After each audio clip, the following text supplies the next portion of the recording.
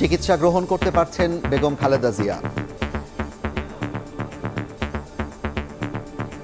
গুজবে কান না দেওয়ার আহ্বান বিএনপির। চীনা বিশেষজ্ঞ দল আসছে, যুক্তরাজ্যের চিকিৎসক আসছেন। চিকিৎসা গ্রহণ করতে পারছেন, গুজবে কান না দেওয়ার জন্য অনুরোধ করছি। মেডিকেল বোর্ড মনে করে তখনই ওনাকে চিকিৎসার জন্য দেশের বাইরে নিয়ে যাওয়া হবে।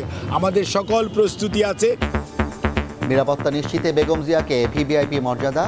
এভার কেয়ারে এসএসএফ পিজিআর মোতায়েন। শারীরিক অবস্থা অপরিবর্তিত থাকলে শিগগিরই দেশে ফিরবেন তারেক রহমান।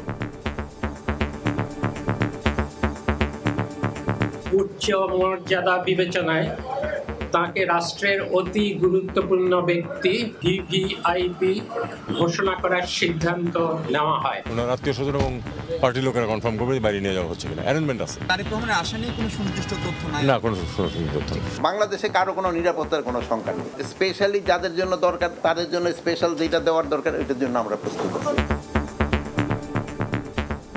দেখছিলেন প্রধান শিরোনাম। সন্ধ্যার সময় সঙ্গে আছি আমি জাফর সাদিক। এবার অন্যান্য শীর্ষ সংবাদ। আগে গণভোট দাবিতে বরিশালে ৮ দলের সমাবেশ। নির্বাচন নিয়ে টালবাহানা করলে সরকারকে উৎখাতের হুঁশিয়ারি। দেশকে এগিয়ে নেওয়ার প্রত্যয় জামায়াতের। অংশগ্রহণমূলক নির্বাচন চায় ইইউ। নতুন ভোটারদের জন্য উপযুক্ত পরিবেশ তৈরিতে চ্যালেঞ্জ দেখছেন মিলার। যে কোনো পরিস্থিতি মোকাবিলায় প্রস্তুত ইসি।